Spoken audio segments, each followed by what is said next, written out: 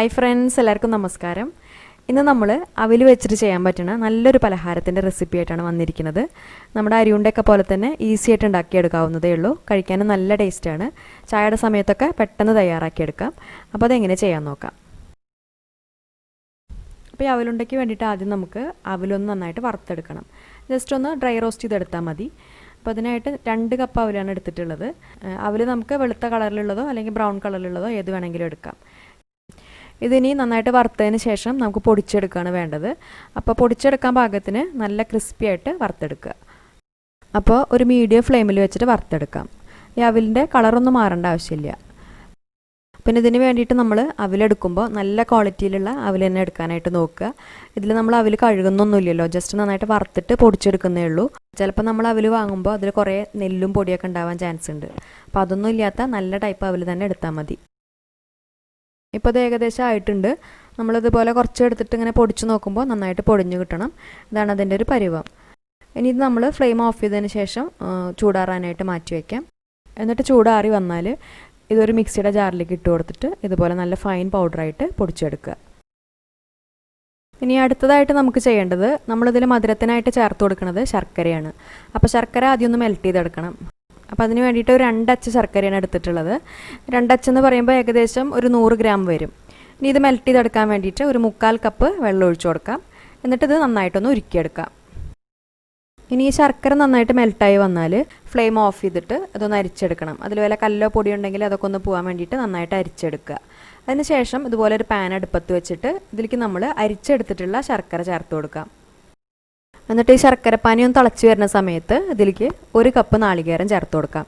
എന്നിട്ട് നന്നായിട്ടൊന്ന് മിക്സ് ചെയ്തെടുക്കുക. ഈ നാളികേരം ഇനി നന്നായിട്ടൊന്ന് കുക്കായി കിട്ടണം. അതായത് നാളികേരത്തിൻ്റെ പച്ചമണമൊക്കെ ഒന്ന് മാറിയിട്ട് ശർക്കരപ്പാനിയും നാളികേരവും നന്നായിട്ടൊന്ന് യോജിച്ച് വരണം. അപ്പോൾ ഒരു മീഡിയം ഫ്ലെയിമിൽ വെച്ചിട്ട് ഒരു 2 മിനിറ്റ് നന്നായിട്ടൊന്ന് ഇളക്കി കൊടുക്കാം.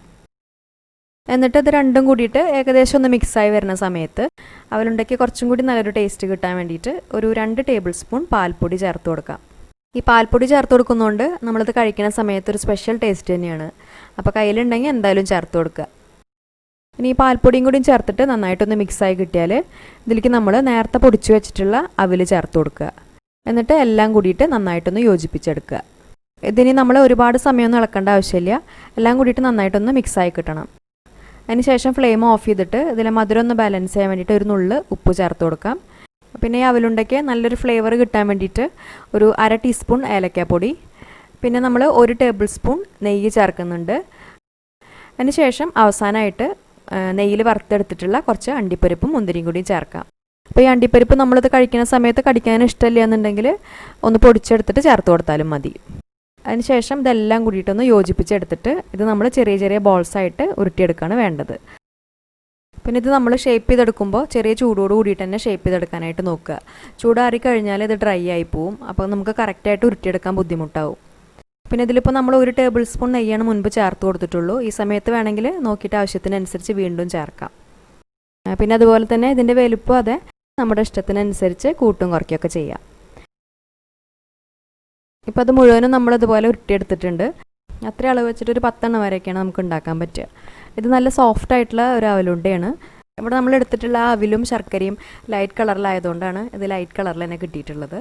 പക്ഷേ ടേസ്റ്റിനൊന്നും ഒരു കുറവുമില്ല, നല്ല ടേസ്റ്റാണ് കഴിക്കാൻ. പിന്നെ ഇത് ഒരുപാട് ദിവസമൊന്നും നമുക്ക് എടുത്തു വയ്ക്കാൻ പറ്റില്ലെങ്കിലും ഒരു 2-3 ദിവസം വരെയൊക്കെ ഉപയോഗിക്കാം. പിന്നെ ഇതിൻ്റെ മുൻപ് നമ്മൾ അരിയുണ്ടയുടെ റെസിപ്പി ഇട്ടിട്ടുണ്ട്. അത് കാണാത്തവരുണ്ടെങ്കിൽ കണ്ടു നോക്കിക്കോളൂ. കുറേ ആൾക്കാർ ട്രൈ ചെയ്തിട്ട് നല്ല ഫീഡ്ബാക്ക് കിട്ടിയിട്ടുള്ള റെസിപ്പിയാണത്. ഈ ഒരു അവലുണ്ടയുടെ റെസിപ്പി അത് ശരിക്കും പറയാച്ചാൽ നമുക്ക് അരിയുണ്ടേക്കാളും നല്ല ടേസ്റ്റാണ് കഴിക്കാൻ. അപ്പോൾ എല്ലാവരും ഇത് ഉണ്ടാക്കി നോക്കുക, ഉണ്ടാക്കിയിട്ട് അഭിപ്രായങ്ങളൊക്കെ അറിയിക്കുക. പിന്നെ ഈ വീഡിയോ നിങ്ങൾക്ക് ഇഷ്ടപ്പെട്ട എന്നും പറയുന്നത് പോലെ തന്നെ ലൈക്ക് ചെയ്യുക, ഷെയർ ചെയ്യുക. അതുപോലെ ചാനൽ സബ്സ്ക്രൈബ് ചെയ്യാത്തവർ മറക്കാതെ ഒന്ന് സബ്സ്ക്രൈബ് ചെയ്യുക. അപ്പോൾ ഇനി നല്ലൊരു റെസിപ്പിയായിട്ട് വീണ്ടും വരാം. താങ്ക്